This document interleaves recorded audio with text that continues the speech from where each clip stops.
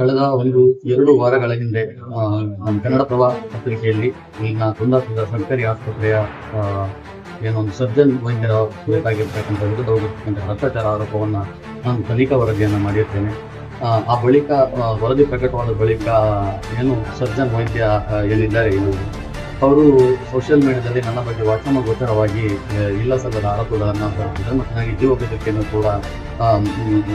ಬೆದರಿಕೆಯನ್ನು ಕೂಡ ಹಾಕಿದ್ದಾರೆ. ಹೀಗಾಗಿ ಇವತ್ತು ಬೆಳಿಗ್ಗೆ ನಾವು ನನ್ನ ಪತ್ನಿಯ ಜೊತೆ ಕುಂದಾಪುರದ ಖಾಸಗಿ ಹೋಟೆಲ್ನಲ್ಲಿ ತಿಂಡಿ ತಿಂದು ಹೋದಾಗ ಏಕಾಏಕಿಯಾಗಿ ಬಂದು ನನ್ನ ಕಾಲರ್ ಪಟ್ಟಿ ನನಗೆ ದೈಹಿಕ ಹಲ್ಲೆ ಮಾಡಿದ್ದಲ್ಲದೆ ನಿನ್ನನ್ನು ಕೊಲ್ತೇನೆ ಎನ್ನುವುದಾಗಿ ನನಗೆ ಬೆದರಿಕೆ ಹೊಟ್ಟಿದ್ದಾರೆ. ಹಾಗೆ ನನ್ನ ಸಮೀಪದಲ್ಲಿರ್ತಕ್ಕಂಥ ನನ್ನ ಹೆಂಡತಿಯು ಕೂಡ ಬೆದರಿಕೆ ಹಾಕಿ ಅವಳನ್ನು ದೂರಿರ್ತಕ್ಕಂಥ ಘಟನೆ ಕೂಡ ಅವರು ನಡೆದಿದ್ದಾರೆ. ಹೀಗಾಗಿ ನಾನೀಗ ಸರ್ಕಾರಿ ಆಸ್ಪತ್ರೆಗೆ ದಾಖಲಾಗಿದ್ದೇನೆ. ಕೈ ಮತ್ತು ಎದೆ ಭಾಗಕ್ಕೆ ನನಗೆ ತೀವ್ರತರವಾದಂತಹ ಪೆಟ್ಟಾಗಿದೆ.